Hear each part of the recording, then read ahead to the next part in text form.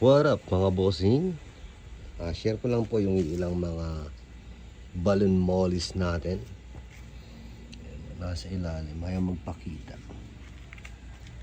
Ito yung mga marble natin. Bali, kakabalik ko lang ho sa pag-iisda, no? Nasa 3 years din po yata na na-stop ako sa pag-iisda. So kakabalik ko lang, siguro 2 months.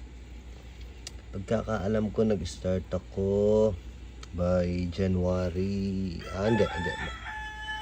By end of February, January siguro, end of January. Pa February na yun, so 2 months, parang ganun.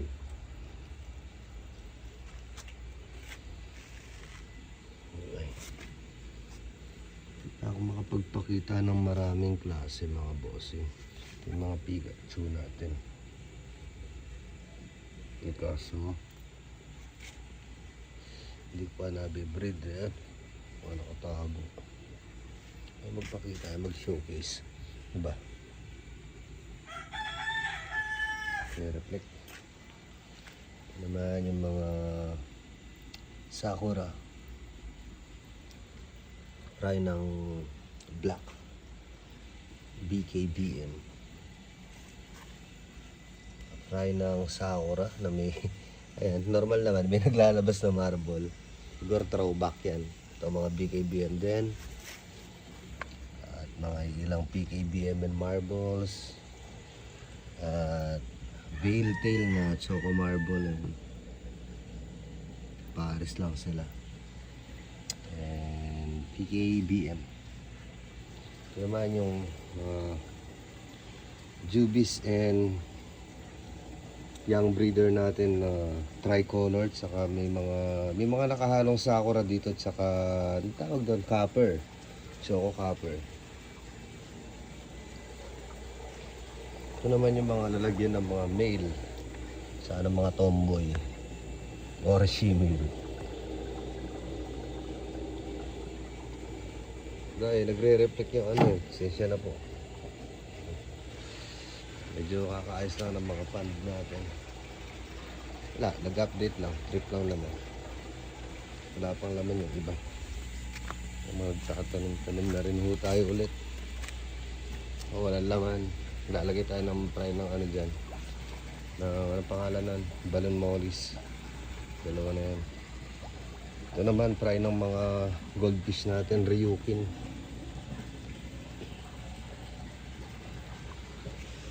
Ayaw magsipakita.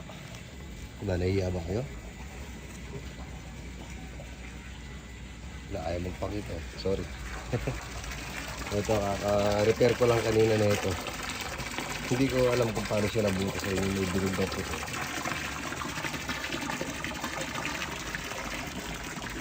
So ayan, someday punuin natin ng maraming isda yan.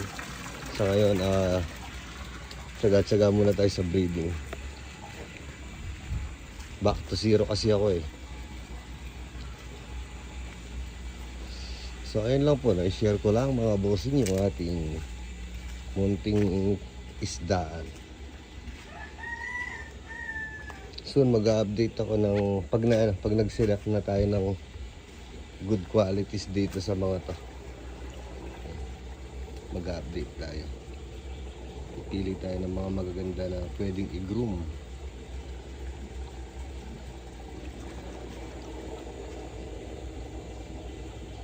Ay, nagre-reflect eh. Dapat may harang.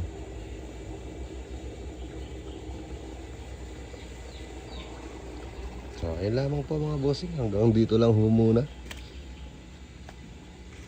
Maybe someday mas marami na tayong mabablog. Ito mga beta, nagpaalam na ako tapos hindi pa pala i-stop yung video. Ito, nasiripan ko lang, nasulyapan pala yung beta. Nag-breed ako ng Dambuir kaso ginulpi yung male, namatay yung male. So ayan yung mga itlog. Walang nangyari. Yan lang. Bye bye.